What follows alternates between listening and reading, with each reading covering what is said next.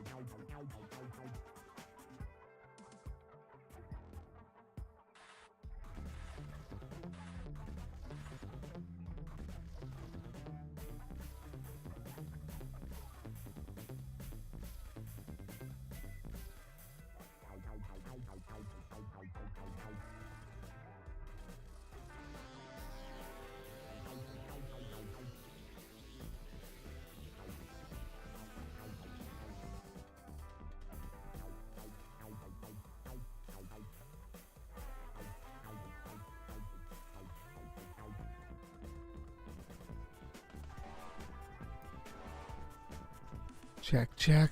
Okay.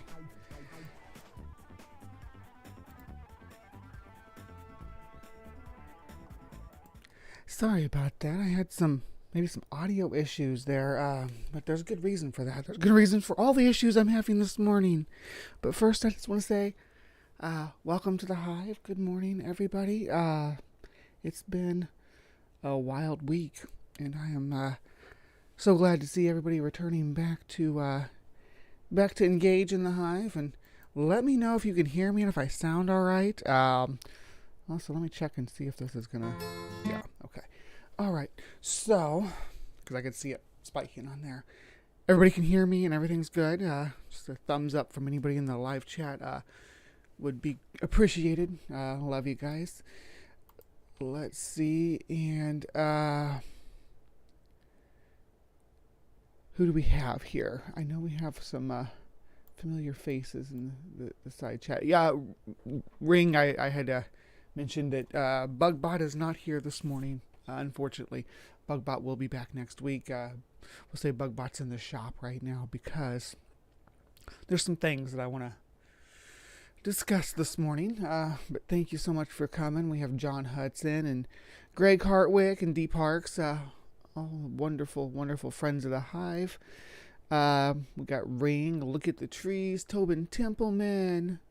Oh, look at the trees. Looks like they want a mic mantis. So we must acquiesce the request. So we're going to get out a mic mantis. That is one thing, even though Bugbot's not here, we'll still continue to do. There you go, mic mantis. So we got a mic mantis out. All right. So, basically, 411 is here. Good morning, Tobin Templeman. Hello, hello. Critical Cripple. Cosmic Kyle. Good morning, everybody. All right, so, things to talk about. Wednesday, when I was in my premiere with my friends, hanging out, watching, what's Creation Watch, about the feathered dinosaurs? I can't remember what exactly the topic was. No, it was the Ask Me Anything. It was the Bible Ask Me Anything. Yeah, I'm all over the coffee this morning, believe me. So, hanging out, watching my or not Ask Me Anything, Ask an Atheist, about Job. Anyway, so there I am, and I just realized I didn't have my glasses on. No wonder I'm having such a hard time seeing everything. I'm a mess this morning. You'll have to forgive me. I may have to go get those because I'm trying to read the side chat here. As a matter of fact, before I get too far into things, I'm gonna go grab those. Should take a second.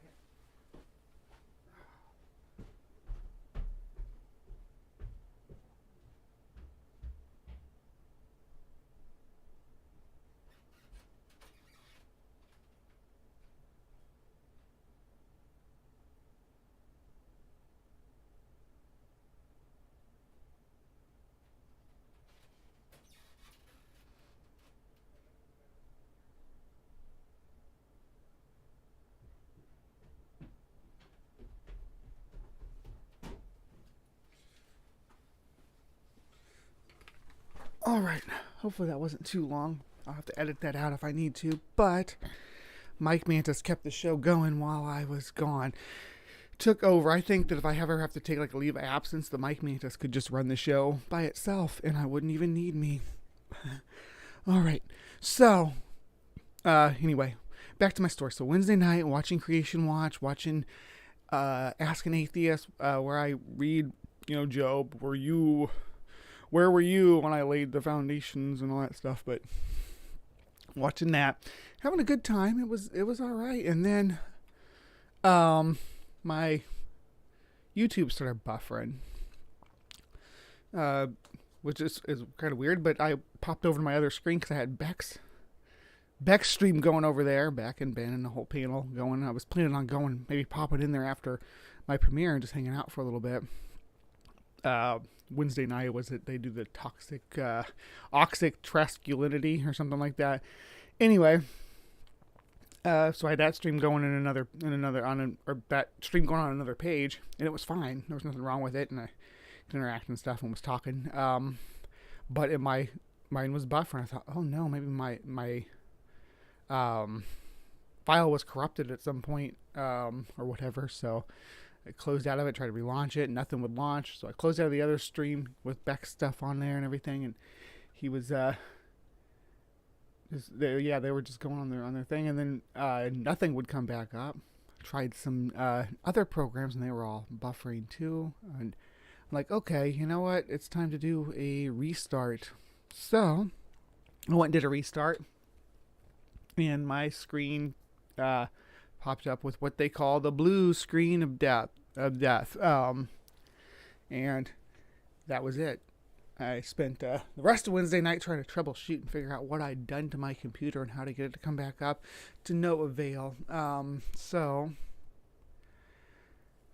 Thursday morning I took it into the shop and got it fixed. Now when I took it into the shop, I said, there's one file in there I need to make sure that I save. It's a file called Brainbug.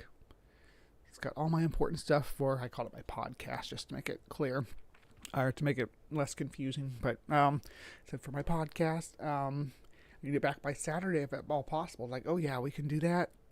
We can acquiesce all of that. So good deal. And so 24 hours go by, and I go back in there to get it.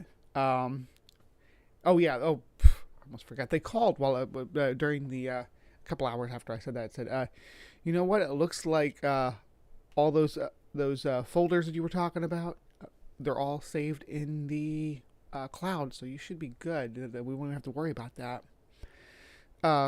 Cool. Well, excellent. That's what I like to hear. All right, go ahead and do what you got to do. Wipe it, restore it, whatever needs to be done. Okay, yeah, definitely all your files will be back when you get it back, and you'll have to install all the programs.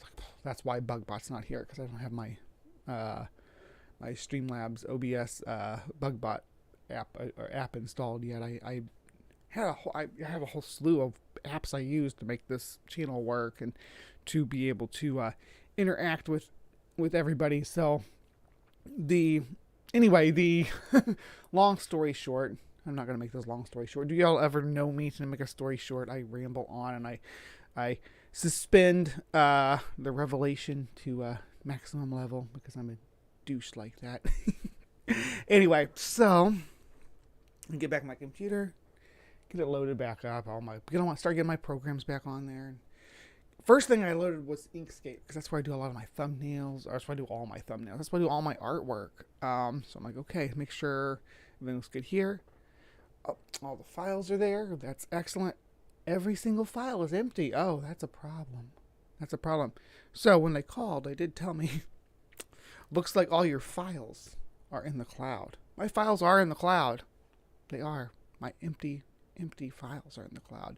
Because for whatever reason, my system, at some point like last summer, because everything before that is still there and still recoverable, everything from last summer onward, the files are blank and empty. And that's a problem because that's when I did my big reorganization where I broke everything down to be in structure for the Life from the Hive format and the format of the shows I do with, doing this show on this night and that show on that night. So all those files gone forever. All the art, all the old videos, all the intros, all the clips and PGNs and GIFs and everything gone. Forever. I mean, it's not non-recoverable, non-redeemable, if you will. There are things that were saved. Again, some of the earlier channel art, some of the stuff that I got from Easism Art is still there. Most of that stuff is still there. The stuff I've got from Peter, gonna go for it. That's all still there. Everything I used as far as my OBS that I can see here was saved, except for whatever reason, the bug of the week slides did not save. They're gone. So we will not have a bug of the week this week. Again, I just got this back last night, and we are going to not that screen, and we are going to.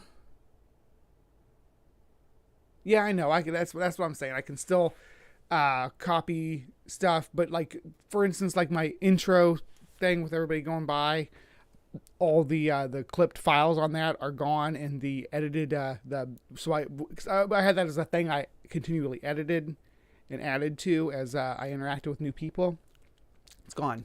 I will still have the hard file, but I won't be able to remove anything that's on there, and anything I put what I want to add to it, I'm gonna have to take that video file and then just add those as like a top layer on top of it, so it'll be I won't be able to put anything in the background, which is kind of where I was going with it. If the more people I interact with, the further back they were going to get, and depending on how much interaction we had, the more forward they're going to be. But that's okay. I'm going to take this as a learning opportunity to always back up your work because I didn't know it wasn't being backed up. I didn't know it wasn't being stored in the cloud. It looked like it was going into the cloud to me. I imagine at some point there was an alert that popped up that said, hey, your cloud's full or whatever, and I maybe misread it or something and clicked the little box that says don't show me this and closed it out like an idiot. But you live and you learn. I'm so glad to see that people are still wanting to engage with me though, so I'm not gonna despair. But I've been toying with this for a while now, for a couple of months actually. So I want to talk about, and this is going to replace this time slot of bug of the week for this week alone, just because I want to go over this. So I take a drink of coffee, charge my battery. So, brain bug. Yeah, see it above my head, brain bug. It's a good name. Good channel name, especially for a channel that has bugs on it like mine, right? Okay, so the thing about the origin of brain bug. Okay, so I know a lot about bugs. I'm not like gonna pretend to be humble about it. I know a lot about them. And I like to teach about them and tell everybody else about them. And not just bugs, but animals in general. But bugs especially. So it's fitting brain bug. Know about bugs. Brain, and where that kind of came from, because other than Starship Troopers, of course, which it did not actually come from. It just kind of a happy coincidence, and I kind of went with the aesthetic when I first started. But it's because all my life as a as a child growing up all the way through adulthood, I'm talking about teachers and people emailing me, like supervisors and stuff. They always switched around the I and the A in my name. It's like, hey brain, teachers, peers, bosses, coworkers, brain. So it was kind of a joke that people call me Brain because my name was Brian, and they call me Brain. So that was part of the contributing to the brain bug name. To that end, I want to change my name. I want to change the channel name because it does. I know not to you guys, and maybe not to anybody new coming in, but to me, it's got my dead name in there, and I'm done with that name. So I am planning on changing the channel name, rebranding it. Nothing else is going to change. The aesthetic's going to be the same. The engagements are going to be the same. They're going to have the same shows, same content. We're going to talk about the same topics. I haven't settled on a name yet. I have not said, oh, this is the one I'm going to go with, or that's the one I'm going to go with. The ideas that I'm toying with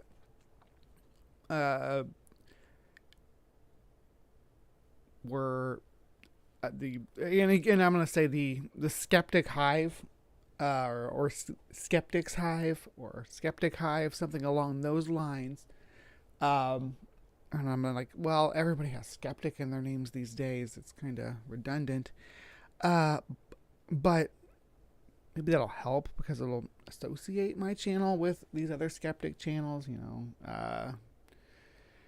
my friends, the Skeptic Hangout and Skeptic Takeout, and Richard Gilliver and Laura, and they have skeptic in their channel names, and I'm not trying to step on any toes. Cosmic Skeptic is the big one that everybody thinks of when they think of a name with. I'm thinking of the name with. And also it'll separate me from Starship Trooper stuff, which is I embraced that early on. I was like, yeah, I even used the picture of the brain bug from Starship Troopers as when I first started my channel as my icon. But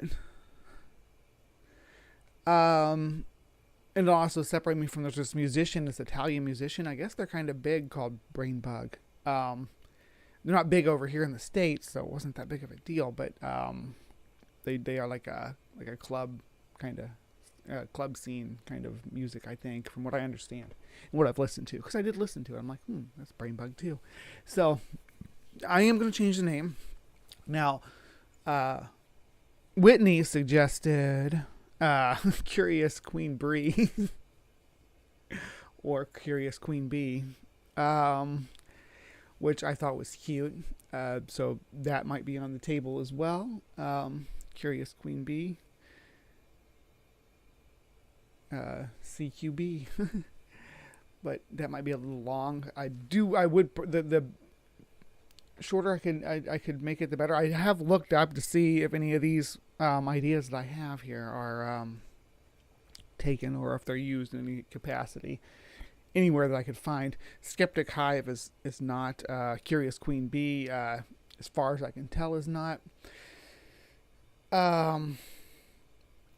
Suggestions from the Hive, or from the Swarm, especially from my patrons, especially, will be appreciated, because you all make the channel go around. It did not cost much to get my computer repaired. It was only about $100, but getting it up and running. So all hail Queen Bree. That's what I like to hear. Be humbled, my subjects. You are in the presence of royalty. Yeah. All right. So I take that as a challenge. Good channeling. I've been working on different channel art and stuff. Right now the main thing I'm leaning towards is the Skeptic Hive, but I do like the idea of something with Hive in it. Skeptic Generations. That's another. The Brie Hive. The Brie Hive. That's cute.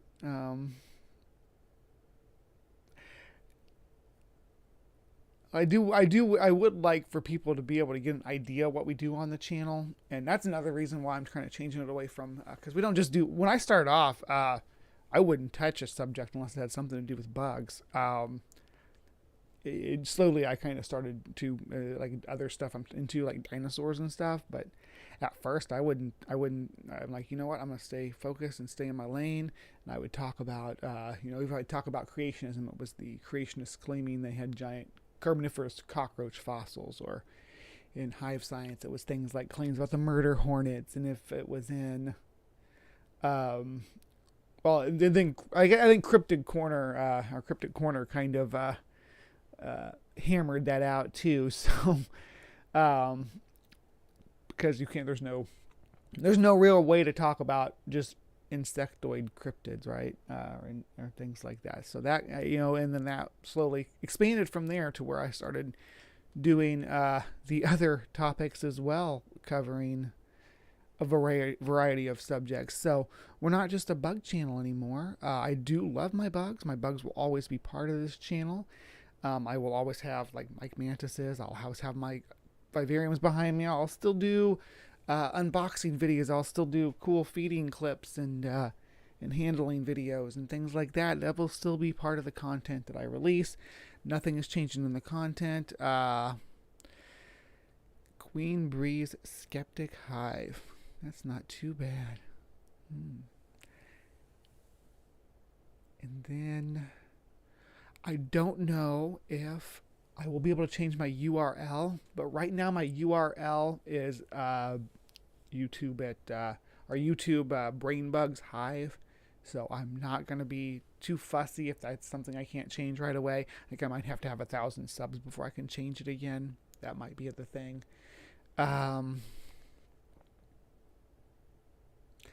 And welcome, by the way, Tiffany, and good morning. And I see Scott Duke has popped in as well. Good to see you, my friend. I'm so happy that everybody's here, and I'm able to engage my audience about these potential changes to the channel. Again, it won't be any changes to the actual channel, just the name, because just for personal reasons about the brain and Brian and all that. So hopefully, thank you so much for your support with that change, because it looks like I'm getting a good positive response from that. Honestly, if I could call it just the Hive, I would. But if you go onto YouTube and you search the Hive, you're going to see why I don't just do that. It is just too much. There's too much there, and I'm too small of a channel to try to make a splash with such a simple name. But something with the Hive in it would be great. I don't know if I want Bree in there, but the Queen Bee's Skeptic Hive. I do like that Queen Bree's Skeptic Hive, though, because it can just be called Skeptic Hive, and Queen Bree's just be part of the title to make it specific to me. Sorry, I bumped my mic. Sorry about that. I'm wiggly this morning. I'm a little agitated about all this. It's really put me on edge. I don't adjust well to changes in my environment and changes in my routine. I'm going to be totally blunt about that. I tend to go into a panic mode when things like this happen. So this was a really rough end of the week. And the main thing I want to take away from that is the rough end of the week was that, so in addition to my release schedule, I also have an editing schedule that I keep throughout the week. So Monday, I lay out the stuff for CryptoCorner, and then On Tuesday, I edit the stuff for the bug of the week, and that's usually the most consuming. That's why I do it on Tuesdays. But then Wednesday is when I get my Creation Watch stuff together, and that's when my computer crashed. And then Thursday I do the Hive Science stuff. Then Friday I actually schedule the stream and do the stream thumbnail, lay out my. I don't do a script, but I do like a time point, because I keep my show pretty structured. Like right now in 2 minutes we got to start CryptoCorner. That's just I'm anal about that, I guess. I do go over a lot and under a lot, but I do try to have some structure here. I think people appreciate that. But the point I'm making is that I did not get to do my I didn't get to have the time to do anything Wednesday, Thursday, or Friday. So today's show might be kind of disjointed. What made it easier, and I did this specifically to make it easier, I had different stuff laid out, but that was all lost when the crash happened. And I know what it was that I was going to do, but it would be a hassle to try to get that much of it done back up. So we are going to do everything's going to be a YouTube response today, or YouTube viewing, just to make things easier. Just to make things smoother, we are going to follow that track. All right. So, with all that said, we'll revisit the topic of rebranding the channel towards the end of the show. We have an hour and a half before we get there. So, in the side chat, I want to see name suggestions dropped. We will do polls. We will, there will be a poll. It's going to be just like any other poll that we do. The patrons get double vote. Everybody else gets single vote, but you can vote across multiple platforms. The polls will appear on Twitter, of course, Patreon, YouTube, and in my Brainbugs Hive Facebook group, which will also probably change its name to match whatever we pick moving forward. But I need 4 good names. So far, I got the two that I'm going to have on there for sure, which is Curious Queen Bee and Skeptics Hive. So. Any other ideas? I need at least one more. I'd prefer to have 2 more, because I like to have a good 4 options on the poll. Much like we need more candidates in our U.S. presidential elections, we need more parties. I like to have some variety in our choices, because having 2 or 3 options just doesn't cut it. All right. So, all that preamble aside, and again, everything is going to stay the same. This is always going to be part of the show. Well, not always. I can't say for always, but this is going to continue to be part of the show for the foreseeable future, is our CryptoCorner. I know that I say that after I've changed the name of this show as well, but that's because I don't want to be associated with the crypto bros. So I'll still, occasionally you'll hear me call it CryptoCorner. I'm working on it. Takes me a while to adjust to anything like that. So any kind of changes. That's why I am a freaking... try to be charitable to people misgendering me or what have you, is because I take a while to adjust to that stuff too. I still call my friends by the wrong genders on accident sometimes. I don't mean to.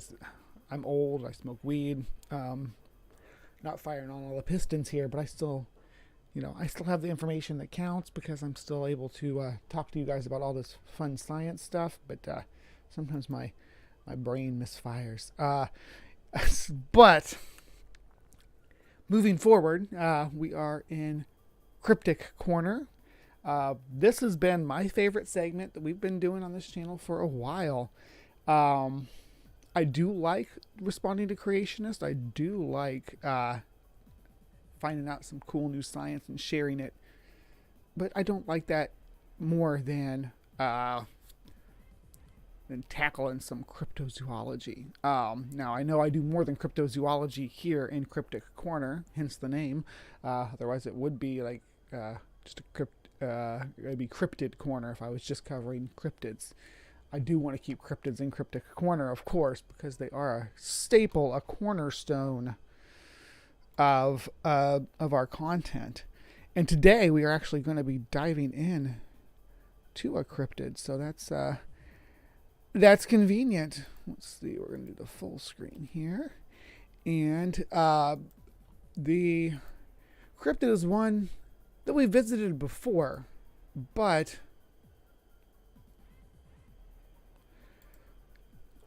actually I think we visited this channel before, if I'm not mistaken, but they had a new thylacine sighting. The title's kind of obscured on the way that my display is, but it says the title is Thylacine Sighting Evidence and Thermal Imaging in Mid-North-South Australia, April 2022. I like that. Mid-North-South Australia. 3 directions. Well, mid's not really a direction, but yeah. I like North-South Australia, though. That's freaking fantastic. Anyway, so everybody I'm assuming everybody knows what a thylacine is, but I'm going to nerd about it for a minute anyway, just in case there's any misunderstanding. So thylacines were large carnivorous dasyurnids. Dasyurnids are it contains most of the predatory marsupials. Marsupials being the group of animals that carry their young in pouches. After birth, they give birth when their babies are very, very tiny, and then they put them into a secondary pouch where their mammary glands exist. The babies latch onto the mammary glands, and they just like swell right up in their mouths, and the baby can't even let go of the teat until it's big enough to do so. So they have a really cool, unique way of rearing their young that's very distinct from us as placental mammals that raise our young inside a womb until they're sometimes completely viable to get up and start walking as soon as they come out. Most of them can anyway. Humans are an exception in that regard. It's because our heads are so big, but I don't want to get too much into that. And we are classed together with the marsupials as I believe metatherians, and then there is the monotremes, the outgroup that contains platypus and echidnas, things like that. But the thylacine, or also known as the Tasmanian wolf or Tasmanian tiger, was a dasyurnid, the largest that existed in the Holocene epoch. The Holocene is the time period from 10,000 years ago to modern times. So the largest were these thylacines. They did once upon a time live in mainland Australia. But by the time that the Europeans arrived in Oceania, and mainly in Australia, the thylacine had been marginalized by the indigenous people in their Aboriginal people. When they arrived, they brought with them dingoes, or they brought their dogs, which became dingoes, and drove the thylacine out of mainland Australia. So they were isolated to Tasmania at that point. Another dasyurnid that was once native to Australia but now isolated to Tasmania is the Tasmanian devil. So it says in Tasmanian devils, again, another dasyurnid, which is the predatory marsupial family. Now,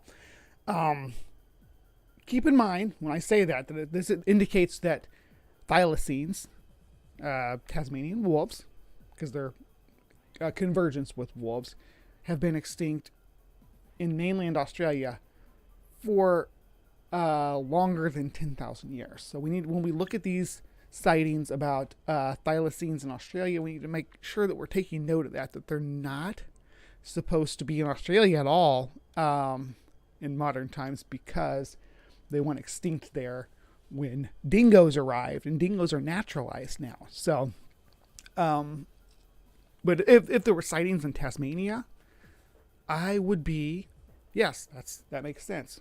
There should be, if thylacines were discovered alive, I would expect for Tasmania to be the location in which they were discovered. But they were hunted to extinction all across the island, and they were last seen in the 1930s.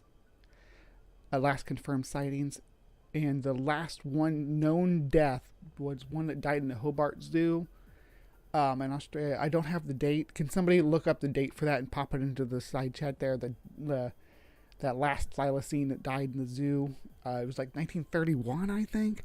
Anyway, they didn't even know it was the last one when it died either. But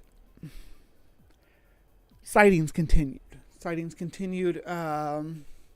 Throughout the decades, and closer to the time of the last known death, it's easy to say, yes, this could have been a thylacine, a ruminant population, a ruminant individual even, hanging on in the margins of the wild. As we move further and further away from those dates, these sightings become less and less compelling. But they continue on, and there are, as you see here, what we're looking at here, entire organization, the Thylacine Awareness Group of Australia, that continue to monitor and search for these animals. I would love of all the animals, or all the cryptids in the world, literally, of all the cryptids in the world, if one of them could be real for me, if I could make one of them real, if I could discover one of them was real, this would be the one. That's weird to say, because I know it's like, oh, why wouldn't you pick something more mainstream like Bigfoot or something like that? Because what we did to these animals, they did not deserve that. They were just living their lives. They were just filling their role in the ecology. And it's like, hey, these striped wolves are a problem. Let's get rid of them. And they really, were they a problem? I don't know. They were definitely powerful enough predators to take down livestock. But how often they did that, and to what extent, there's been a lot of arguments about. So, without further ado, let's watch what the Thylacine Awareness Group of Australia has to say. I don't know, that sounds like stock music, but I'm going to skip it anyway, because... Alright, so, missed the intros. Alright. Thylacine sighting and thermal evidence investigation with Mark Taylor and Mick Brown, South Australia, April 20th, 2022. I'm trying to read. I'm American, so dates like this I have to think about them for a second. So you all can make fun of me, everybody else and everywhere else in the world, but I think a lot of my audience is American, so you can make fun of all of us. All right. We're here at the spot where Mick took the thermal video imagery the other night, 2 nights ago to be precise. So, the story is, people, that morning, 2 mornings ago, a local not far from here, where the thermal video was taken, a local saw a thylacine. And then, not far from the thylacine sighting, he found a headless kangaroo, a predation that we do commonly see around thylacine sightings. And again, I didn't have time to do too much investigatory stuff, so I don't know the predation methods common in thylacine. That's the kind of information I would have been looking up. I do know that decapitation is not necessarily a predation technique used by canids, like dingoes. They generally drag something down by its hindquarters. Not to say they won't go for the head, because they will. But usually one of them will grab a hold of the hindquarters, and then the other ones will grab the head, kind of pull it down, and then they'll start eating it. Dingoes, for instance, much like African wild dogs or wolves, they don't really care whether their prey is dead before they start eating. They're just trying to make sure they get something in their belly before it's all gone. So, decapitation, on the other hand, is very common with a predation from a reptile, specifically an archosaur, like a crocodilian. I'm not saying, I don't know where this was, if this was adjacent to some water or not, but this definitely does look like what you might expect from a crocodilian or a monitor lizard grabbing the animal by the head and doing the roll that they do. They call it the death roll. Crocodiles do it. Monitor lizards do it too, because they don't chew. They can't chew or grind their teeth together. They have to snap down and then twist. So they spin their whole body and use their powerful tail as kind of a rudder. Monitor lizards will do it right on land, but they'll spin and twist and spin and twist. And the way that this, yeah, you can see my mouse. Good. It's different than TikTok. When I'm doing this on TikTok, for some reason you can't see what my mouse is doing. It's kind of annoying. But this little nub right here looks like it was twisted. And that's not to say that the thylacine can't spin and twist the meat off. That's not to make that an implication at all. It's just that it's more common to see a twisted off decapitation like this when being fed on by a diapsid without the ability to chew. So what we have done is we've let Mick know about this, and Mick's got all his gear together and he's gone out that night and he's come to this spot not far from where the sighting was. He's been driving around and looking at other areas. He's videotaped many foxes and he's seen many foxes, and he saw rabbits and taped them. It's the last bit of taping where he was here behind me in the middle of the night, just after midnight, so they all feel comfortable under the cover of darkness, not expecting a thermal camera to be on them. As soon as Mix hit the torch, the animal stopped and crouched down like a cat, but we know it's not a cat. It's got a long nose, and so Mick kept filming because he knew it was unusual.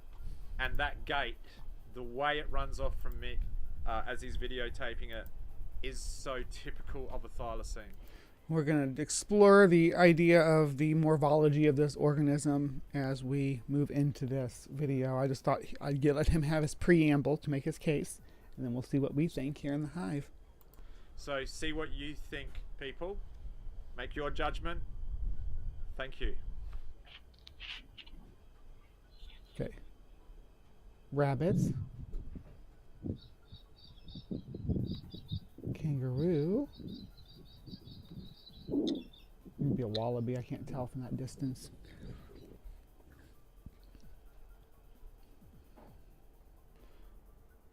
Dude laying the scent marker, and that's kind of give an idea of the scale here too.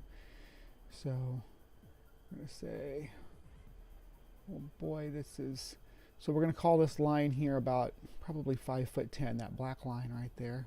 If they keep the camera in this direction, we can use that as a measuring tool.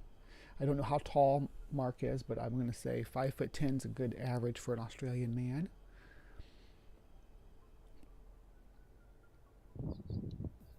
What do you think, Mike Mantis?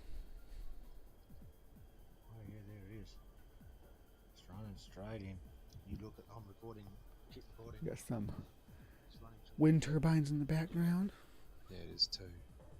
Is that a macropod moving across the... Macropod is, sorry, that's kangaroos and wallabies and patty melons and those kind of little hopper guys. This group of, another group of marsupials besides the Dasyurnid. A fox enters. Alright. So we're calling that a fox. It's doing its little fox trot. Let's see its tail.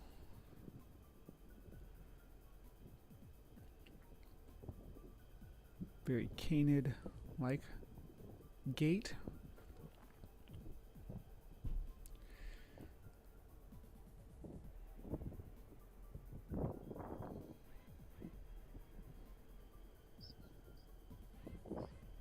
Yes, I am noting the gait and locomotion of both foxes. I hope everybody in the side chat is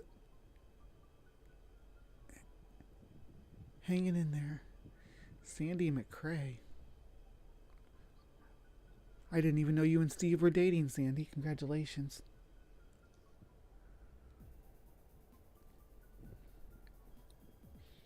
Alright, we're really focusing on these foxes. I think that's because they're going to try to make the case that this is whatever we see here in the upcoming clip is going to not be a fox. But these two are definitely foxes.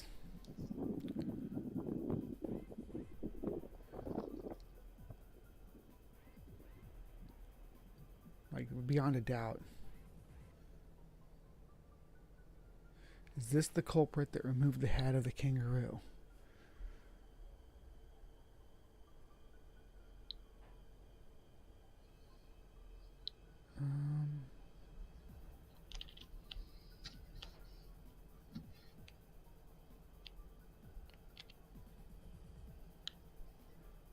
So you got the... They went from doing thermal to being... Well, this is thermal too, but this is what they call FLARF. FLRF. Which distorts the shape of objects based on their the heat they radiate. And this one, yeah, he said it crouches down like a cat. I don't know if that's crouching down like a cat though.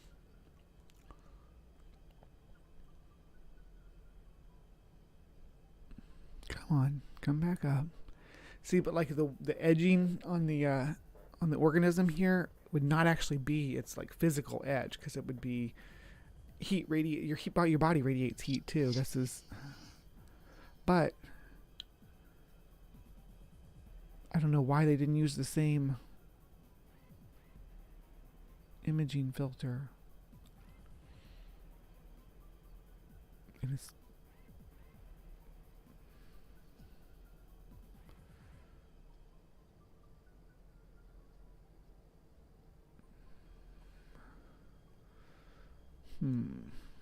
hopefully it comes back out again. All I can see is its little head poking out. It's got some rounded ears. But yeah, look at this. When you see that they put the... Oh, here we go.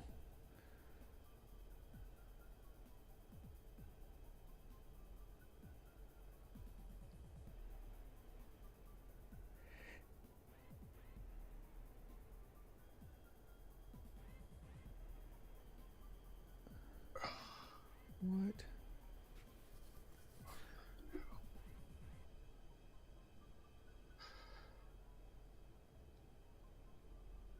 That was a bizarre gait, I'll give him that.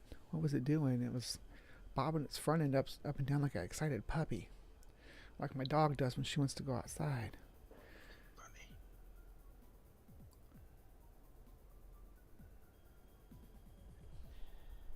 Decide what you like, but to us it doesn't look anything like the foxes that have been videotaped previous to this animal. Now also keep in mind, we're going to go back and pause on it. Okay. Here's our organism.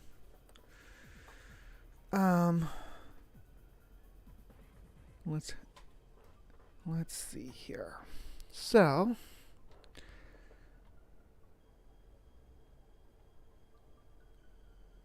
the way that it runs away was interesting. They spend way too much time on it hiding in the grass there, but I don't know why they couldn't change their filter, why they were doing that.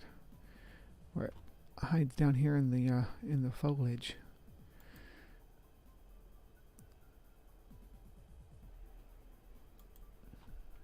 There's another image of it. There we go. Okay.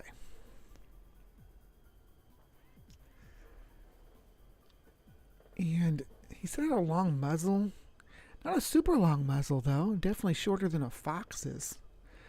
And I don't know if you could say it was...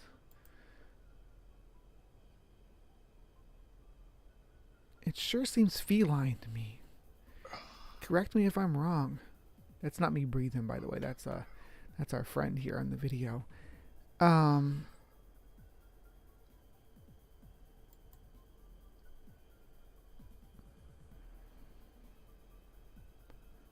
Or, hold on here. Here.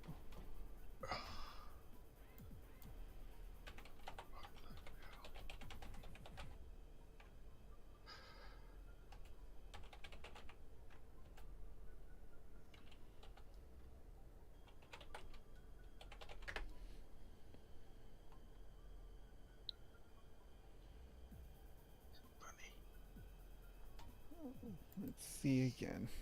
You all tell me what you think in the side chat too. There was something I'm trying to find an image of to see if it matches the body layout. Mike Mantis wants to play all of a sudden. What are you doing?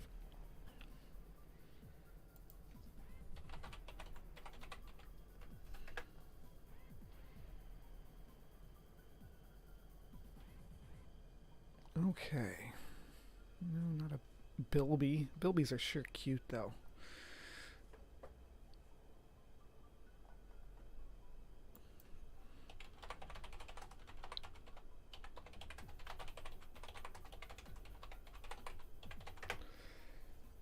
That right there where it moves is the weirdest part, right? When it does its little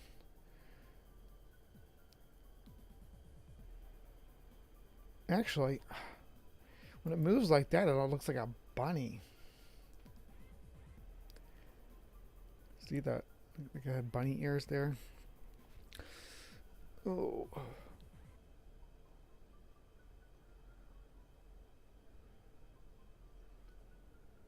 What do you guys think?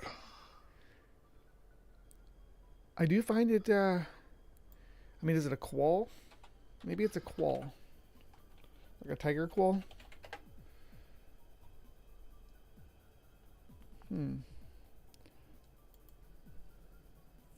Let's consider the morphology. Do you all know what a quoll is? Hold on, I'll show you all a quoll real quick. Or what quolls look like. Give me just a moment. Let me pull them up.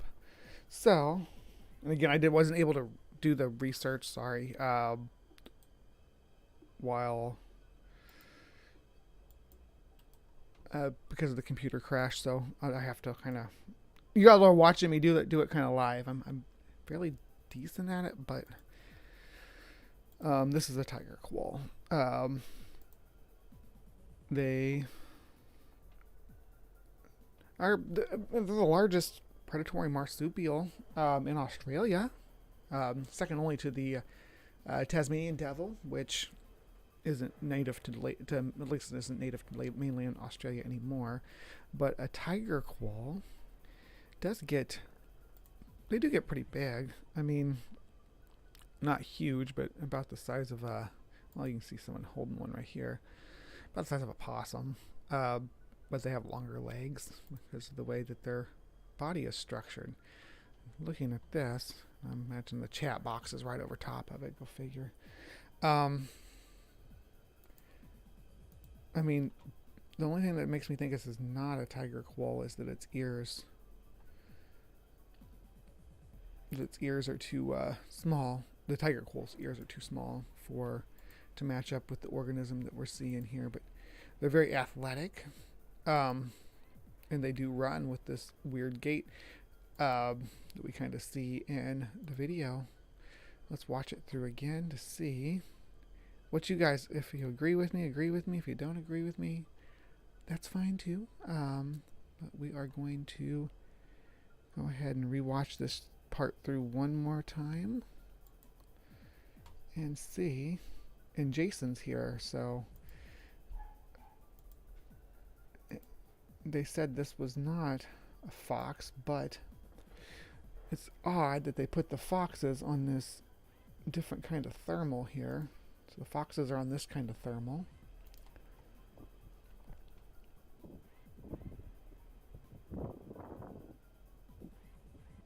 And then our creature is on this type of thermal. The flurf. Why do you want to play so bad? We can't even see you back there. I'm talking to the Mike Mantis, by the way.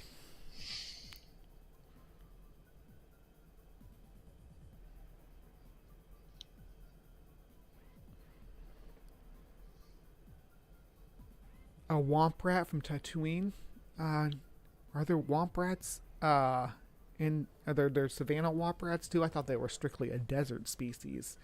It's interesting to know that they have diversified into other biomes. Oh man. I think this might actually be a drop bear. What do you guys think of that? Could this be a drop bear?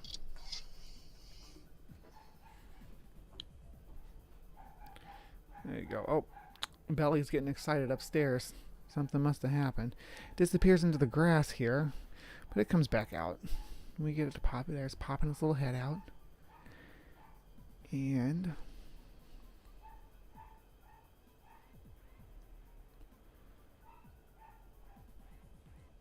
it gives us a close-up. Oh, come on. There you go. But it's just a kind of a blob. But you can see how badly pixelated this thing is. Okay, there we go. Bouncing away.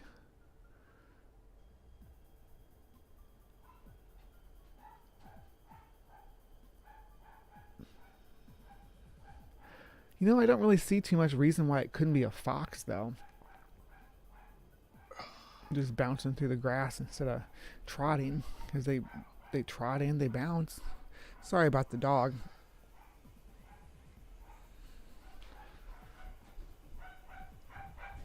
There, someone's taking her outside to go potty.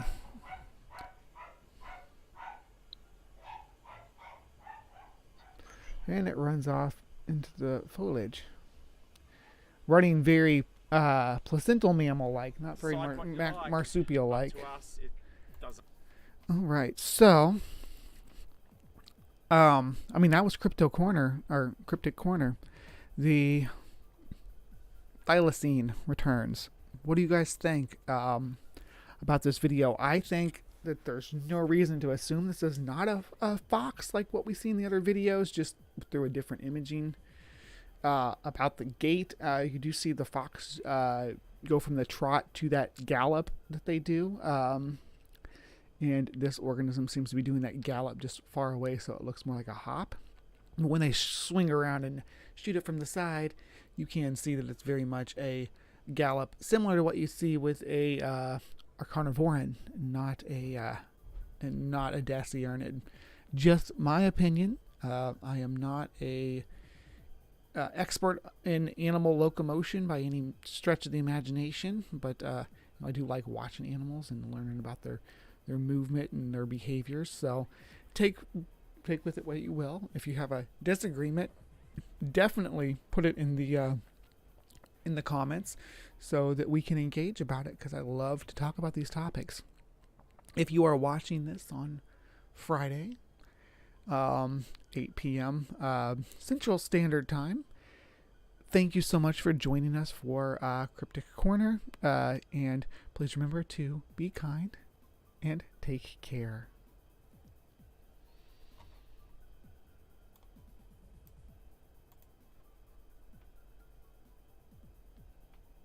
All right, so we are going to be moving right along. Creation Watch is probably going to be kind of short today, but that's all right, because I got something fun planned for Hive Science, just to double down that I am not moving away from talking about bug topics. But first, things first, I know it's the 7th now, and May the 4th is behind us, but there was some great May the 4th be with you content that was released on a Creationist channel. It is actually from Frank Turek's Cross-Examined. Why am I still in? There we go. We are looking at Frank Turek's Cross-Examined. They are talking about Star Wars. Can the Force be compared to God? This is Apologia. Most of my audience is going to know who Apologia is. They got like a little intro thing here, but it's a clip of what they say later on, so I'm not going to dig too much into it. But it's interesting to hear Paul's take on it, because Paul worked on the Star Wars sets, and he was a Christian when he did, so he had this kind of Christian perspective on the topic regarding the Force. So let's see what him and Frank Turek have to say about it. let's talk about the Force. I was talking about this with my 11-year-old Jeremy earlier. I was saying, well, I guess maybe the Force could be kind of God. He was saying, but I'm not. He wasn't too sure. What's your take on that, Frank? What is that kind of? What would you say? We know it's a battle of good versus evil, but exactly where do the boundaries lie on that, and how is it represented as far as God's concerned? It's never struck me as a particularly theistic universe that the Star Wars. No, it's not. It's more of a pantheistic universe, and it's an impersonal force, so it doesn't dictate which side you go on. It's just there's a good side and a bad side, but it's not giving you a command because it's not a personal being. It's not issuing command. Okay, that is the interpretation. Okay, I'm not a Star Wars expert. I don't know what is currently canon. I grew up with a lot of Star Wars novels, and of course with the expanded universe stuff, which a lot of that has been nixed. But the Clone Wars series is still, I believe, canonical. But the idea of there being a dark side and the light side of the Force is specific to the individual practitioners and how they choose to use that. I don't think the Force itself is ever implied to have a good and bad nature, but the practitioners are using powers that are considered dark and unnatural. And Palpatine goes into that a little bit when he starts talking about the reason why it's called the dark side of the Force and why they're ostracized for the way they are, because their practices are considered unnatural. But it is and they call it the dark side, and they embrace it as the dark side, which is fine. And the Jedi are the light side, but the Force itself seems to be basically a neutral party. And so when you watch the movie as an audience, you know that the Jedi are the good guys and say the Sith are the bad guys, or Darth Vader and his crew are the bad guys, because you already have a moral law written on your heart. But as Lucas points out, it's morally neutral because it's an impersonal force. So this is not the God of the Bible, certainly. I think Paul would agree with that. But that's okay. I mean, this is a fantasy story. And the Jedi, they kind of almost strike me, though, almost as if there is a religious element to it, they are the priests almost. They're almost these monk-like characters, aren't they, who kind of steward the light side, let's say, of this force. And so the Jedi are part of the governing force, which is a little gross, in my opinion. And because they are a religious order, they again, the Force is real and it's a thing that exists and is active in the universe, and there are people that can use it and manipulate it and are in tune with it. But the Jedi, aren't necessarily. I don't necessarily think, from my point of view, that the Jedi are a positive force in the universe. There is, they talk about the Republic and how it's set up and everything, but there's still slavery in the outer margins and things like that. It's there's still slavery among droids. Droids are still slaves and under Jedi rule. So is it a positive force? Not to say that the Empire is much better, because there was still droid slavery under the Empire. But anyhow. So on. So the Jedi are almost seen as a religious order, I get the sense, in the books. And I think I'd agree with you there, Justin. I don't know what I you was think happened about to be that, Paul. around when some of this stuff was being written, so yeah, I definitely know that the Jedi and the fall of the Jedi was specifically intended to be somewhat allegorical to the ties of the church to the state. In George held I was a Christian the whole time I worked there, so I didn't share George's politics at all.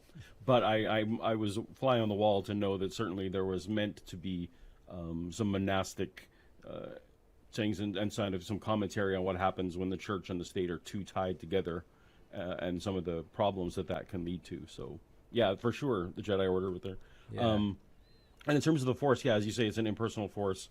In Episode 4, in the first film that came out, C-3PO dunks into an oil bath and he says, "Thank the Maker, this feels so good." The Maker is actually a character in the Star Wars universe, so that the Force, even in George's mind, right from the start, there was a maker of the universe and the Force, and that they were separate things, and the Force was more of a... I always thought when he said "thank the Maker" that he was talking about the person who made him, about Anakin. I thought that's who he met. I didn't know that there was a maker of the Star Wars universe. That's news to me. An element that came in there. And as you may remember, in 1999, when The Phantom Menace came out, they introduced midichlorians, which were a thing that happened in the Star Wars universe that gave the Force some scientific basis. And I noticed that, myself included, as a Christian, I was outraged. Why are we trying to give a scientific reason for this great mystical thing that you had going, what was once magic? And George actually kind of walked down that path with the films. If you want to see it, it was very mystical in the first ones. In the second one, we could answer it with science. We could take someone's blood and determine how much force they had going. And then you jump to Episode 7 with Disney. They threw Han Solo back in the mix, and Han Solo, who's the ultimate skeptic in the original trilogy, now says it's true. All of it's true. I always thought that was just a mistake in the writing, that because if you watch like the prequel stuff and the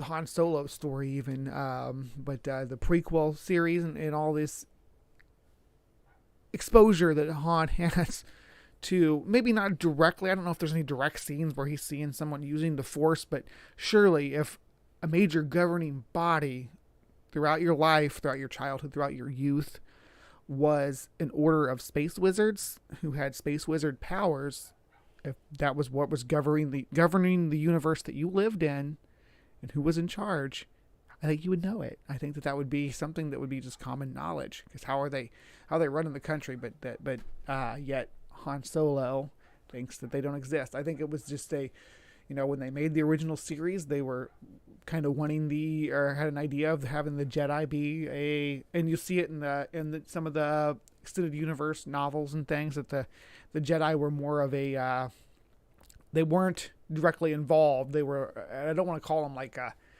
like hired guns or whatever, but they were consultants. They weren't. They were they were off by themselves. I always read into it that they were like an order that was that. And again, this is the writers of the extended universe, of course. George Lucas's vision might have been very different, but that they were an order that kind of lived in seclusion from the rest of society, and were only engaged as consultants or in the vagueness of what the Clone Wars were in the 80s. That they were involved in that, and to some extent. True. And what that was the first Star Wars film I watched as a skeptic, and so it was interesting for me to watch and say, oh, that is how I think I would want to be, is that Han Solo came to that because he saw evidence. Han Solo he didn't believe because of the stories that he was told. He didn't believe because of eyewitness accounts or legends.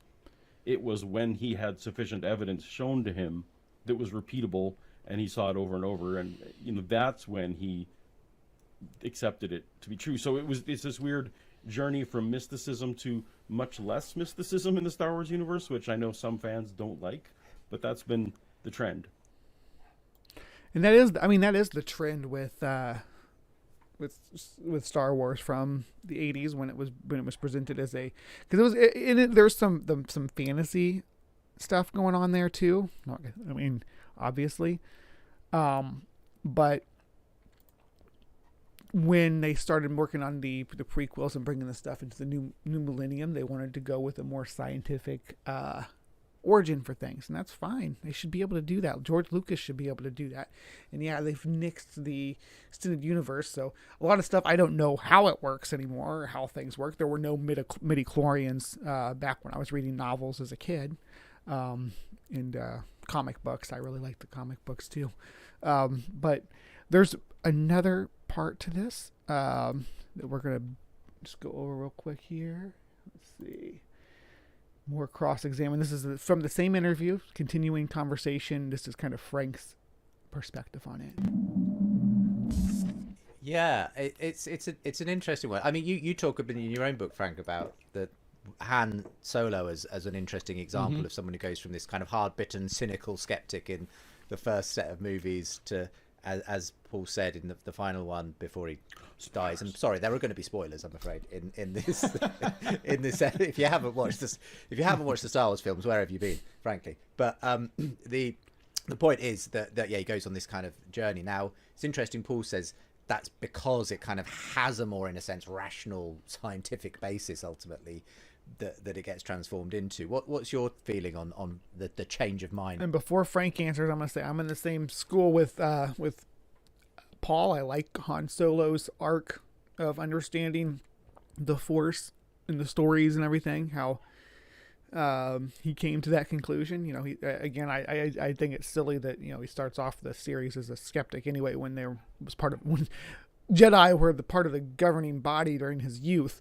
But I digress. He didn't believe in it.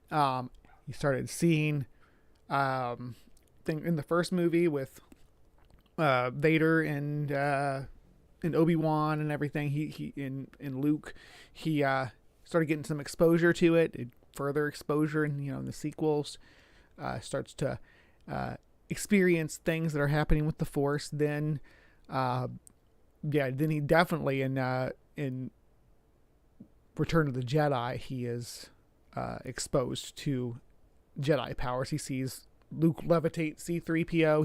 He's no longer a skeptic because he's seen the evidence. He's seen that, hey, this is objectively testable and real, which maybe Frank's going to hand wave that. Let's find out. Of Han Solo, Frank. Well, I think Paul's right that it is based on evidence. And of course, as Christians, I would argue that our view is based on evidence as well, that we know God by his effects. So an effect is creation. If that's an effect, then we must reason back to a cause, a creator. A design is an effect, so we reason back to a cause, a designer. We have a moral law written on our hearts. What? I don't know if I didn't get that. Let me. An effect is creation. If what? Where's he? Got Paul's face. So, an effect is creation. If that's an effect, then we must reason back to a cause, a creator. A design is an effect, so we reason back to a cause, a designer. We have a moral law written on our hearts. That's an effect, so we're reasoning back to a moral law giver. We have this ability to be rational. That's the effect. So we're reasoning back to a mind. So we're taking effects and reasoning them back to a cause. And that's of course, the scientific worldview. And I think that Paul's right that when Han Solo sees... Was that word salad to anybody else? This causality thing that he's diving... This causality topic that he's diving into here, did that sound like a coherent response to what he was asked? This is like what he did to Danny. He kind of deflects with like explaining philosophical concepts that are only tertiarily related to the question that was asked. He goes on to a tangent about those, and then I don't know. Let's see if he actually answers the question. I don't know what that little tangent was in regards to about causality, but let's continue onward. Sees these things actually happening. He doesn't just blindly go, oh, guess I'm going to believe in the Force now. He actually sees the effects of the Force, so he reasons back to a cause known as the Force. And I'm looking at a quote here by George Lucas, who said this. He said, I put the Force into the movies in order to try and awaken a certain kind of spirituality in young people, more a belief in God than any particular religious system. Now, of course, when he said that, inevitably, he's going to have to put forth some sort of religious system. And in his view, it turned out to be this pantheistic kind of potpourri, as Paul said, of these different beliefs that's more mystical, less personal. So the idea there that there would be a religion built around the concept of the Force in a world where the Force exists is, that's on point. I mean, that's correct. That's how it should be. That's how it, that's what we would expect to see, that there's this scientific element in the universe that people didn't understand in previous eras. So they built religion around it and started performing practices that allowed them to manipulate it. Fantastic. It kind of reminds me like the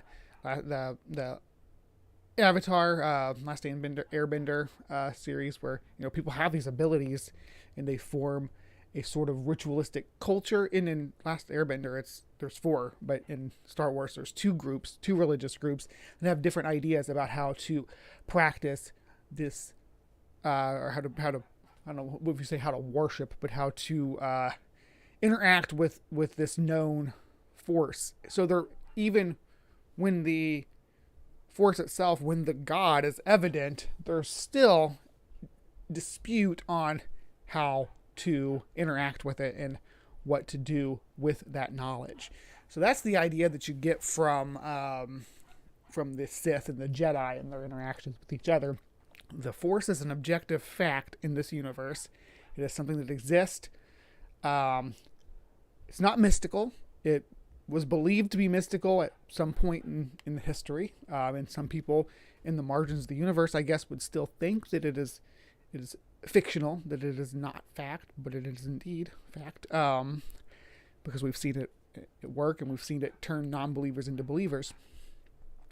But only certain people have access to this force, and they built their religions around that, trying to understand how it works. Now, at the point in time where we start to engage with the characters, which would be episode 1, when we see the Jedi's Obi-Wan and what's his name, Qui-Gon Jinn, going to interact with the people of Tatooine when they have to stop there for parts. And we discover that at this point in time that they have found a scientific source for the Jedi's ability to interact with and engage with the Force, which is the midi-chlorians.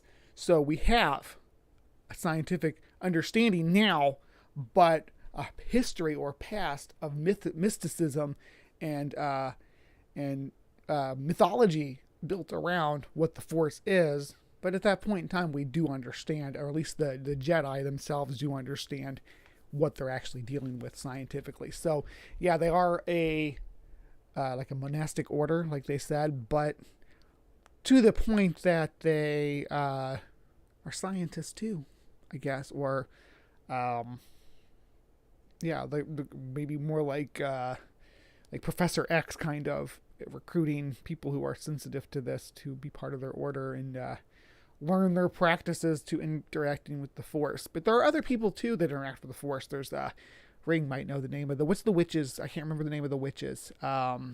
They were featured pretty heavily in the Force Unleashed series, the Witches of something, but they're Force sensitive too. The monk from Rogue One was Force sensitive, but there wasn't a Jedi or a Sith. So there's other people that can engage with this whatever this Force is as well, and they don't necessarily follow the Jedi Order's teaching or the Sith teaching. So it goes to show that these religions that are built around this I guess objective deity are even different and vary.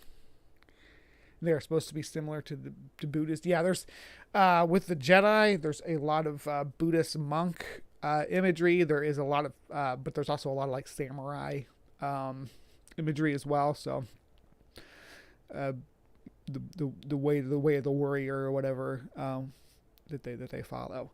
Anyway, so that was Creation Watch, just something different because we had the May the 4th just this last week, and I wanted to talk about it before I got too far away.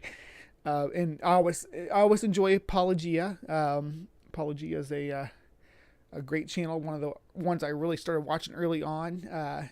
One of the ones that one of many though that inspired my friendlier approach to my skepticism. So always good to see Paul out there engaging with the other side in a friendly manner.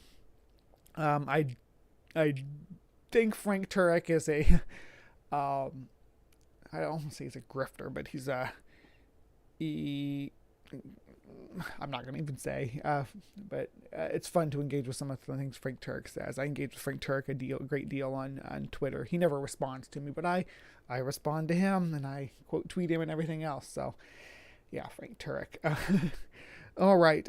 So our last segment, and we still have plenty of time to do this because we're gonna be looking at, and I'm probably gonna get, maybe my video is gonna get flagged for this. I don't know, but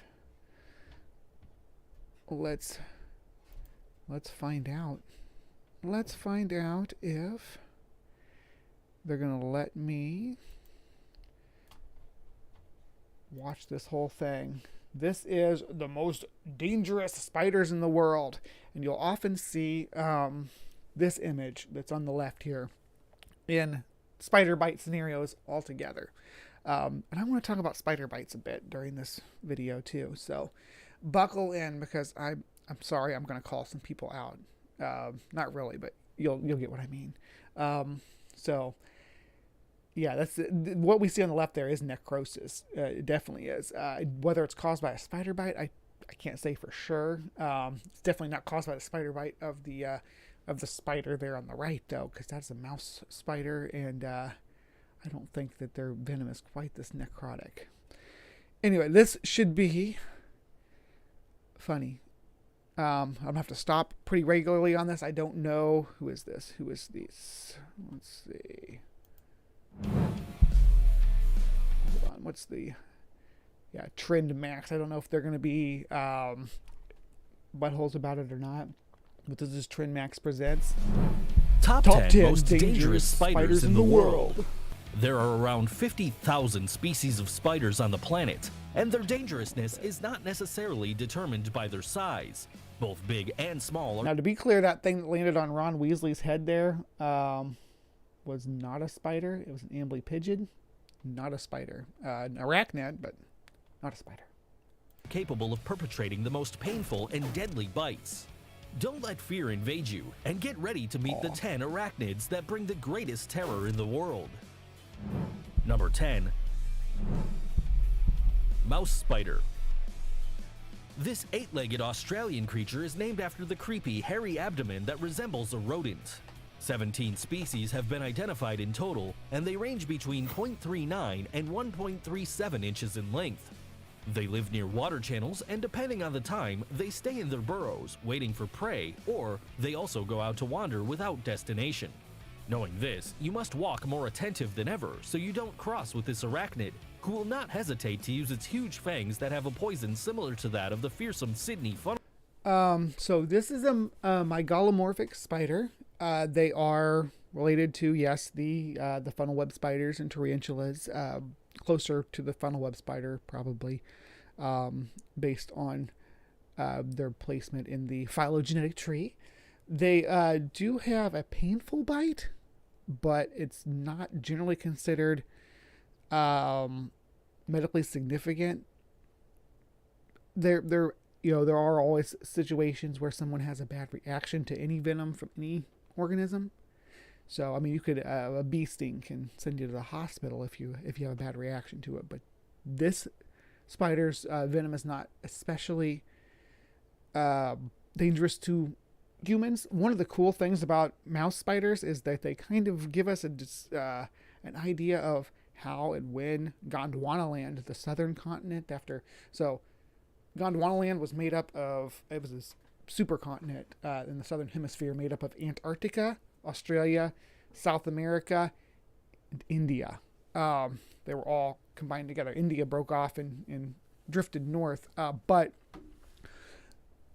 like how South America has marsupials. Well, North America has one marsupial, but it came from South America because they used to be South America and Australia used to be connected through Australia, or through Antarctica, I mean, where they had a great interchange of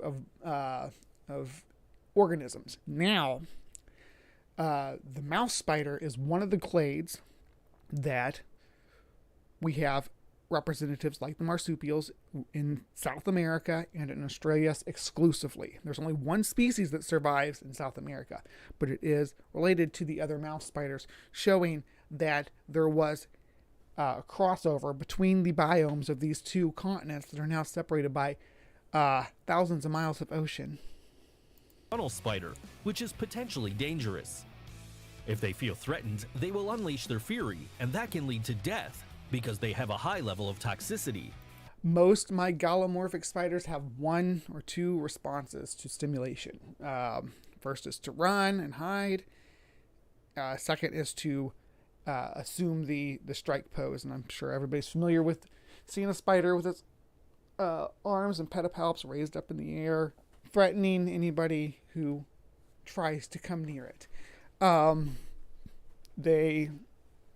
Mygalomorphic spiders are especially prevalent in doing that, and it's because they can't hardly see at all, so they just have to react to whatever, even if it's something that's not a threat. If it's something moving or interacting with them, they will respond as such. Its poison affects the nervous system and spreads rapidly throughout the body. After the bite, if the symptoms are immediate, a doctor should be called in order to apply the corresponding antidote. If there are no effects, consider yourself a lucky one because you only received 1 dry bite, that is, without poison fluid.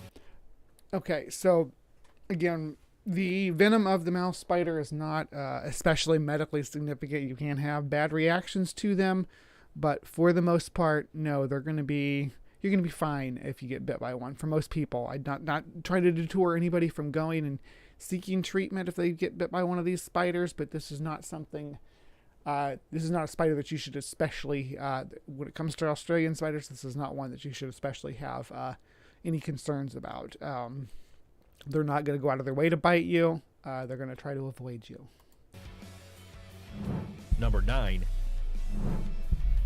Yellow sac spider. With an innocuous aspect and a small body that can measure up to 0.39 inches in length, this spider is considered responsible for the majority of bites that happen in the world because it lives in many parts of Europe and Central Asia. It is light yellow to yellowish green, and to the naked eye it seems transparent, so it is also called the phantom spider. It is a fierce hunter who comes out of its silk sac to look for its prey, which can be another type of spider or insect. Sometimes, in the face of food shortages, it can even become a cannibal and eat its own eggs. Surprising! The sac spider owes its high danger to its frequent contact with humans. Its eventual The sac spider is not a high danger. Sac spiders rarely bite. Spider bites in general are super rare, and this is one of the things that I do want to touch on because, whenever I'm in any community or any panels or anything, and this topic of spiders comes up and spider bites, there's always people in the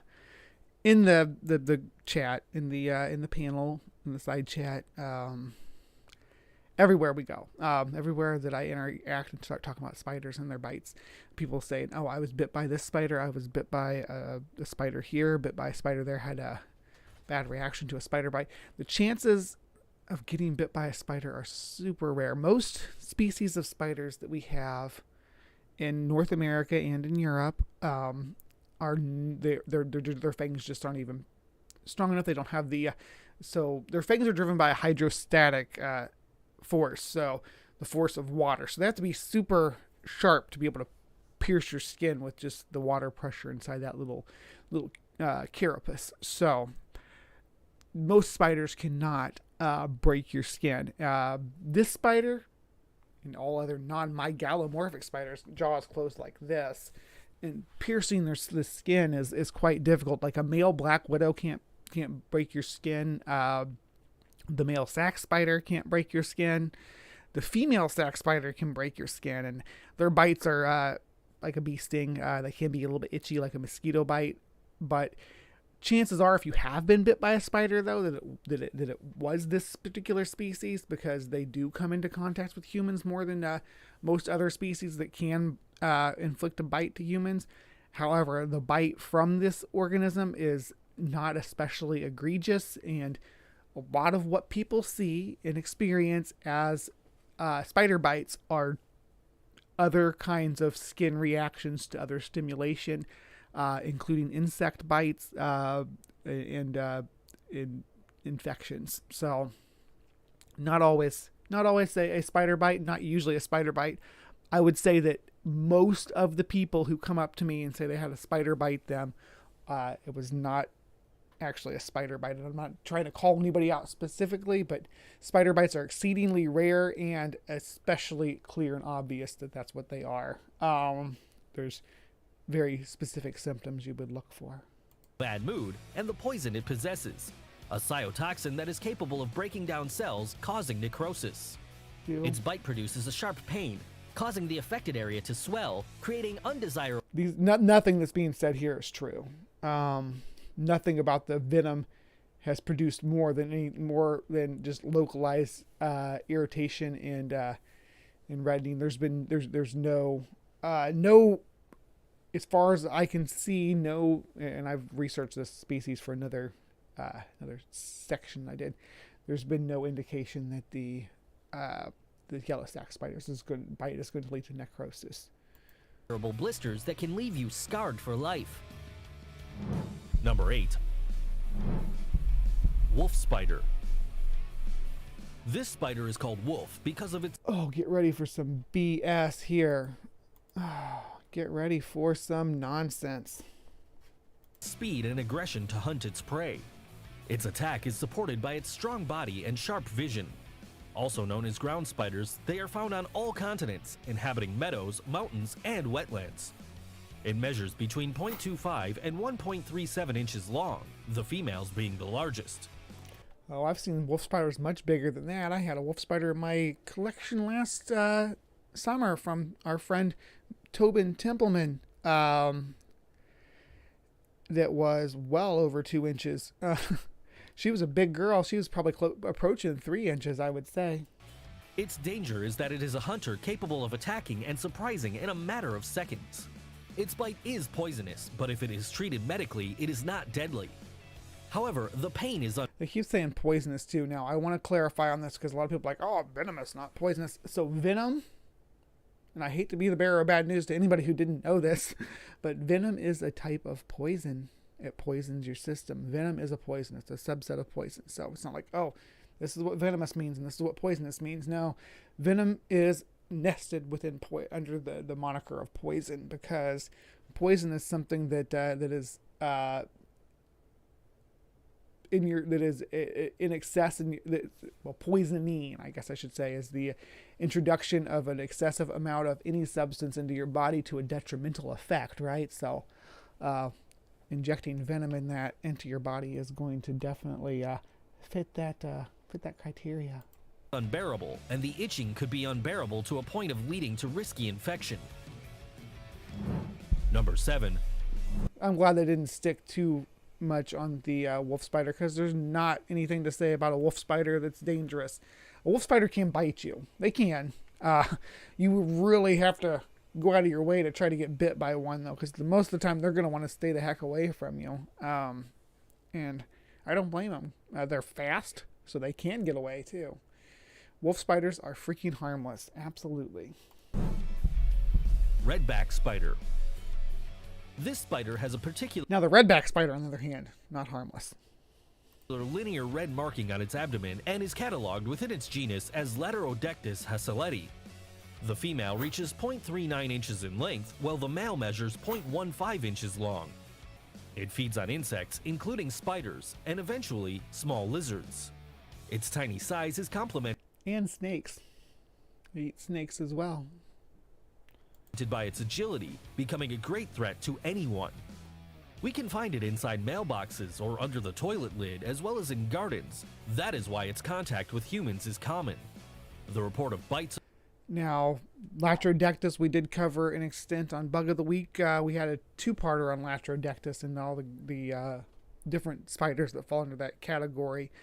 They are going to, I believe, try to separate just the Latrodectus into just black widows and redbacks, but there's so many more, as we all know from being part of the hive here.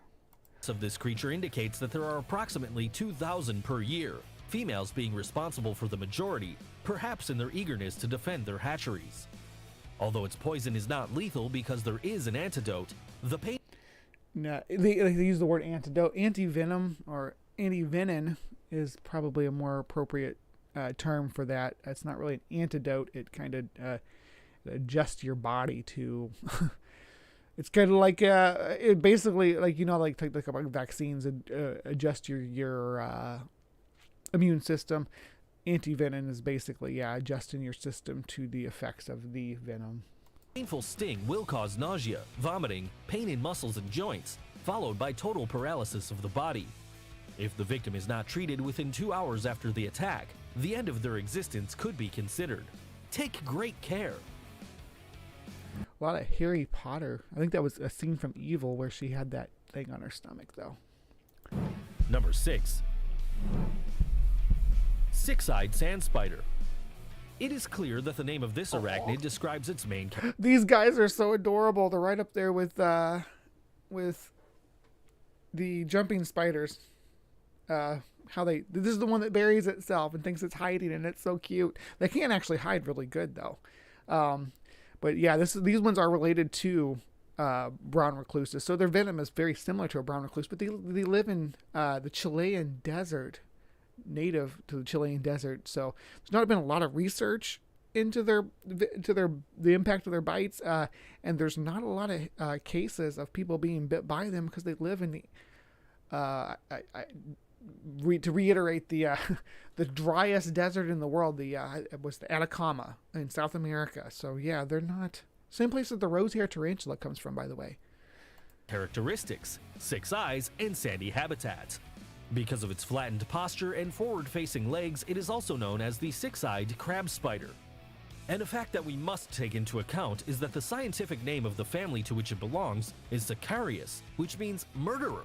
OMG! Sicarius, yeah. But don't you love watching these guys bury themselves? They're so funny. It is native to southern Africa and usually hides in the sand not only to avoid heat, but to hunt its prey. Similar to recluse spiders, the venom of this spider is a powerful cytotoxin, which can be both hemolytic and necrotic, meaning that blood runs freely instead of coagulating and destroying the tissue around the bite. Laboratory studies showed that a bite would be lethal to a rabbit, which would die in about 5 hours. And although there have not been many recorded cases of humans attacked by this creature, it is certainly highly dangerous since its poisoning has no antidote. Number 5. Brown widow spider. Hold on, because I made a mistake on that. Latrodectus Six-eyed sand spiders aren't from South America. There's the species I'm thinking about that's from the Atacama Desert. I used to have one. They live in a very similar lifestyle, and they kind of look like brown recluses. I'll have to pull that up later. But yeah, like I said, six-eyed sand spiders are from South Africa. So my mistake there. I was thinking of a different species that I had in my collection. I should pull up some videos of it too because it was super cute. Atricus, as it is known within its genus, is a close cousin of the aforementioned redback spider and also of the famous black widow spider, which you must have imagined, and you are right, are linked. Unlike its black-colored relative, its body can be between yeah, they're all in the same genus, but the brown widow is not expected to be as venomous, generally speaking. Brown and beige with some dark bands in the legs. In addition, it has a prominent hourglass-shaped mark whose color is a yellowish-orange shade on the underside of its abdomen. You can find it in several continents in the dark areas of houses and gardens, where it weaves its three-dimensional webs.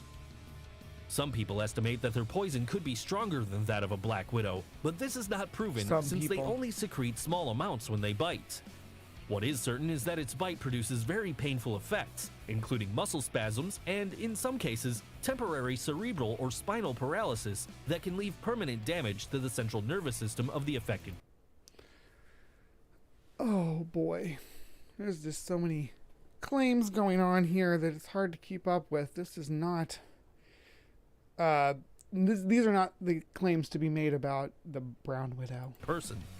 It is complicated, but health can improve markedly after a brief hospital stay. Number 4.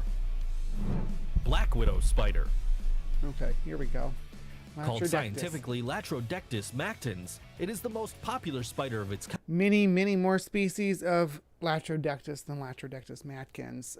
Even in the USA, there's Hesperae, there's Latrodectus bishopi, matikins, yeah, there's a few different species, but kind and the most feared in the world for its impressive poisonous glands. It lives in warm regions, mainly in North America, and during the cold season it looks for refuge, which presents a great danger because it can be inside the house. Like the brown widow, it has the shape of a red hourglass on its abdomen, which allows the female to be identified, who can measure about 1.5 inches long. Hi, PJ. I'm glad to see you made it into the catch part of the show this morning. Thank you so much. Well, so the thing about brown widows, before this gets too far into things, brown widows are easy to confuse with house spiders, with Steatoda and Parastetota, false widows and common house spiders, because they have the same brown coloration. But the house spiders and false widows do not have the hourglass underneath. So you will see a lot of brown spiders in the cobweb spider family, but not all of them are brown widows.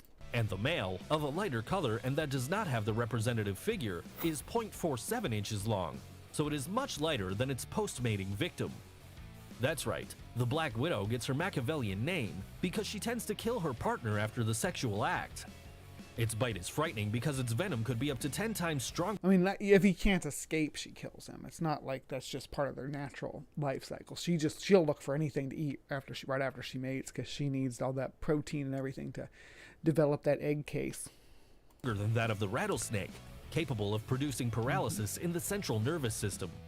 The neurotoxins can generate from a burning pain to the evil of latrodectism, whose symptoms are abdominal cramps, nausea, and respiratory problems, which could be lethal for children, elderly, or sick people. True, those things are true. Number 3. Sydney funnel web spider. Listed as the most dangerous spider in Australia, this species has an aggressive character when threatened. It measures about 2 inches long and prefers dark and damp places to live. Its name is due to its peculiar web in the form of a funnel that weaves as an entrance to the burrows where, in general, the female remains. And the females usually aren't the ones that end up biting folks. They are the wandering males in this case. Both genders are dark colors with bright touches. And the word gender is not appropriate here. These are sexes, both sexes, not gender. Possessing eerie and sharp fangs with which they can pierce the nails. In contrast to any other group of arachnids, the male is the ultimate threat. Just to be clear, gender is anthropocentric. It is specific to humans. Gender is a human social concept. It is a part of our species in the way that we interact socially. It is not something that can be correlated to other animal species, at least not all other animal species. There are other species that have division of the population into things that could be comparable to gender, but we need to be careful using those terms because that is not the proper way to describe gender, and it muddies the water to say that that the male and female spider are gendered. With venom up to 6 times more potent than that of the female. Due to the high toxicity of its venom, its bite is very painful, and the symptoms can be extreme, like tingling, involuntary contractions in the face. I know that there are serious symptoms to the bite of the Sydney funnel web spider. I'm not downplaying that at all, but he says they can be serious, such as tingling. Tingling is where he went to. When you say serious, tingling is not a symptom that I take seriously. Facial muscles, excessive sweating, and breathing difficulty. There was even a case where the victim died 15 minutes after the bite. And it is because the funnel web spider does not settle, and in order to inject a full dose of its poison, is able to attack repetitively until it is achieved. That is true too, and their venom is, for whatever reason, it is especially effective against primates of all organisms. So your cat or your dog can be bit by a Sydney funnel web spider and probably be all right, not even need to go to the vet. Not to say you shouldn't take them to the vet, because if your pet gets bitten by a spider or other venomous organism, you need to make that call and just get your pet checked out. But for the most part, Sydney funnel web spiders are not especially dangerous to your pets, but can be highly dangerous to you and your children.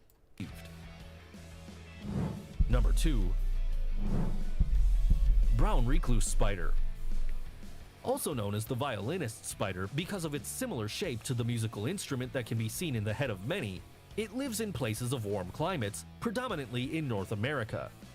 Its 6 eyes. exclusively in North America, unless there's just an invasive species that's hitched a ride to somewhere, exclusively in America, North America, and exclusively in the Midwest of the United States, and not really anywhere else. They do make their way via traveling on like cargo and things like that to other areas of the country, but there's no place that has what we could consider an established population. Some areas of the Southwest have pocket populations that have taken hold in like warehouse districts and things like that, but for the most part they stay pretty well centralized in the Midwest in my neighborhood. Eyes are set in pairs, and it is known for its powerful poison able to destroy skin tissues. It reaches a length of 0.5 inches and can suddenly become a threat due to its location, since it usually develops in dark areas under furniture and paintings. It can even be trapped. That is the problem. They like to lay against wood. They really like to lay against wood, especially raw wood. It's their naturally where they are drawn to. So under wooden furniture, rafters, not exclusively raw wood, of course, but they do prefer raw wood. Like what you see inside dresser drawers, where it's raw, is a place where they like to sit, and they like to lay up against that. Spend most of their time laid up against that, actually. Basements, attics, garages, any place where there's unfinished wood is going to be an attractive piece of real estate to these spiders, so just keep that in mind. Trapped inside garments that would cause a forced sting. It is not aggressive by nature, but if it is disturbed, it will attack on more than one occasion, causing death of its new victim in a matter of 1 hour. In addition, you have to be in a specific set of conditions to be to die from a brown recluse bite within an hour. You would need to be suffering from some other kind of ailment, to be some extremely elderly people, or maybe infants could experience that, but for most healthy people, you're not going to die within an hour. You're probably not going to die at all. its poison is necrotic. That is to say, it causes meat to die. That's true. The venom of the brown recluse and its relatives is necrotic. It will cause your flesh to decay. And, although in principle it is usually slight, can lead to a condition known as loxoscelism.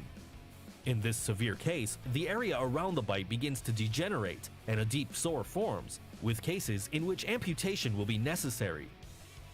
Also true, but also rare. Not something that happens with every bite or even the majority of bites, just a margin of the bites. This problem with the recluse spider is that there is no effective cure for its bites and side effects, which is why it is reckless and extremely dangerous. Number 1. Brazilian wandering spider. Brazilian wandering spider. This spider occupies the first place because it possesses the most lethal neurotoxic poison on the... Is it weird or scary or sad that I love the way that these guys do their threat pose? I love the color on the bottoms of their legs and the red around their mouths, and prepare yourself, because during these upcoming slides we are going to see a lot of not Brazilian wandering spiders. A lot more not Brazilian wandering spiders than Brazilian wandering spiders. Face of the earth. Originally from Brazil and present in the tropical areas of South America, it is an active hunter who likes to travel a lot. There's one. It tends to look for comfortable places, and sometimes it goes towards fruits and Brazilian flowers that wandering humans spider? consume and cultivate, so it also receives the name of the wandering banana spider. Of furry and great appearance, this is the reason why sometimes it is confused with some tarantulas. It can reach up to 6.6 inches in length. Yeah, they get pretty big too. It's not the big ones that you got to worry about, though, because you can see the big ones. It's the tiny ones that you got to worry about. Despite their large size, they are agile and truly aggressive when they feel threatened. I think I so want to don't get even one. bother, I want a because they Brazilian have sharp spider. fangs that can easily penetrate human skin. They're so pretty. Endorsed by Guinness World Records, the Brazilian wandering spider is the most poisonous of all. Their neurotoxins, 20 times more deadly than those of a black widow, can kill their victim if the corresponding... I don't know about those statistics. I didn't have time to look them up. Sorry.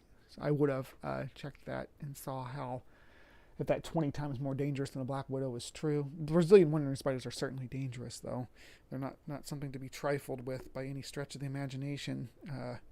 Not something that you want to mess with at all. Mike Mantis wanted to move. The antidote is not applied in time. The bite causes a concussion in the muscles and general paralysis. The most unpleasant feeling being the terrible pain you will feel for hours while you stop breathing. If you cross its path, just run for your These stock clips and stuff that they're using are so silly. life. We're sure that you were impressed by these dangerous and lethal arachnids that are part of your everyday environment. If you will take more Look, precautions right from here. now on, like this video, Right here, most dangerous dogs in the world. No, there's no most dangerous dogs in the world. There's just dogs. All dogs are good boys. All dogs are good girls.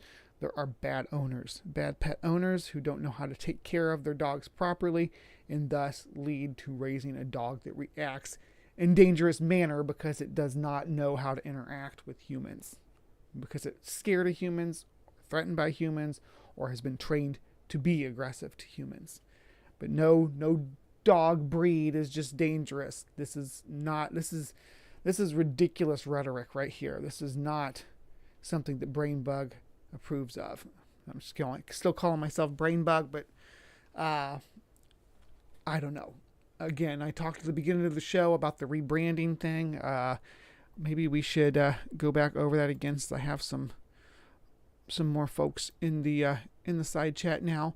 So I did discuss changing just the name of the channel. I lost a whole lot of my media, but I'm taking it as an opportunity to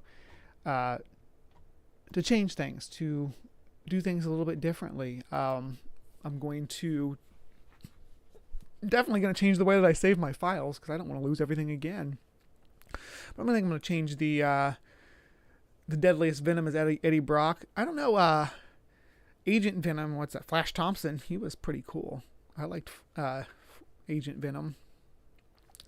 But yeah, I'm changing the way I save my files and everything. But I'm changing the name of the channel too, I believe, because Brain was initially associated with my dead name Brian, and I'm not going by that name anymore. So it reminds me of that name, and I'm looking for suggestions or ideas on new names. Do have a couple. I have either Skeptic Hive or the Skeptic Hive. Then the you weren't impressed by Agent Venom. I just thought Agent Venom was pretty cool. A nice idea. African wild dogs are pretty dangerous. Yeah, but they're not even in Canis. So depending on what you call a dog, are you calling dogs anything that's under Canidae? So it's like a fox a dog. That makes a difference, I guess, because, and not to say that foxes are as close related to dogs as African wild dogs. African wild dogs are definitely closer related to dogs than foxes are.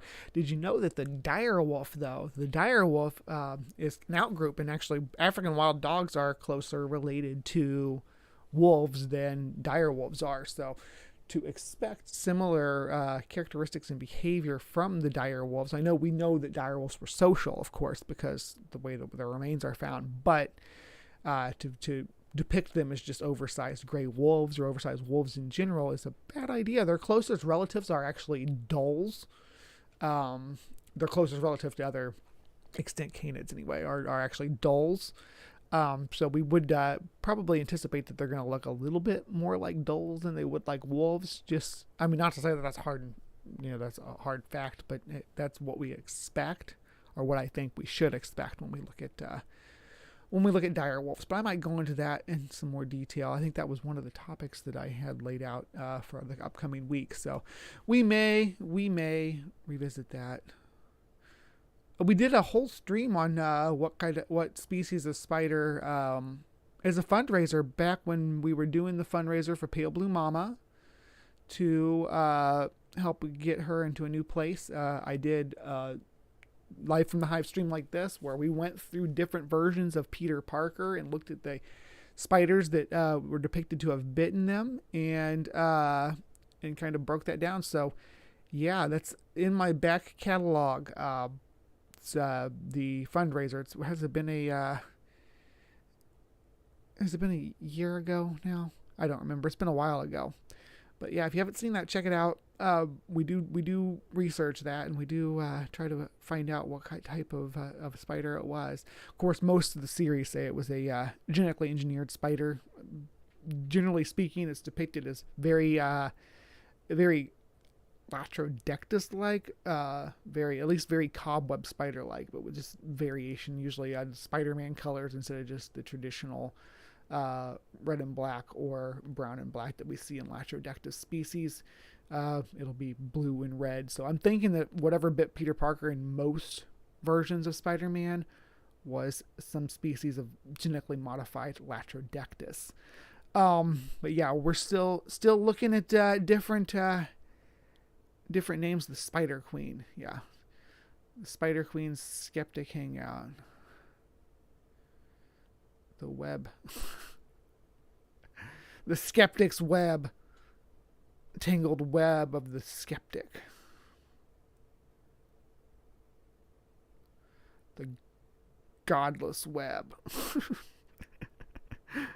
Oh, I could go godless. Everybody went godless for a while, and now everybody's going skeptic, and I'm talking about going skeptic too, but we'll see.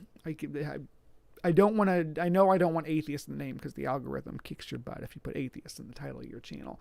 Plus, the atheism is just how I respond to one proposition. It's not how I respond to all propositions or claims that are made regarding the supernatural. So, atheism has nothing to do with my response to your claim about Bigfoot. Skepticism does. So, I'm a skeptic. And that's what I'm going to do with my channel. I'm going to be a skeptic channel. That's what I've been doing, though. I mean, I've been a skeptic channel. Just wasn't necessarily reflected in the title. So maybe if I add that to the title of the channel, it'll get more engagement from the people who enjoy skeptic content. Because you can't really tell that by looking at Brain Bug that I'm going to be discussing, Kent Hovind's nonsense or Ray Comfort, or that I'm going to be engaging about Todd Standing's Bigfoot videos or anything like that. You can't really tell that from Brain Bug, but if I say make it the Skeptic's Hive, maybe you will be able to tell that. We shall see. But that's what the future holds for the channel. The Curious Hive. Yeah. All right. So thank you so much for joining me and watching today's episode of Live from the Hive.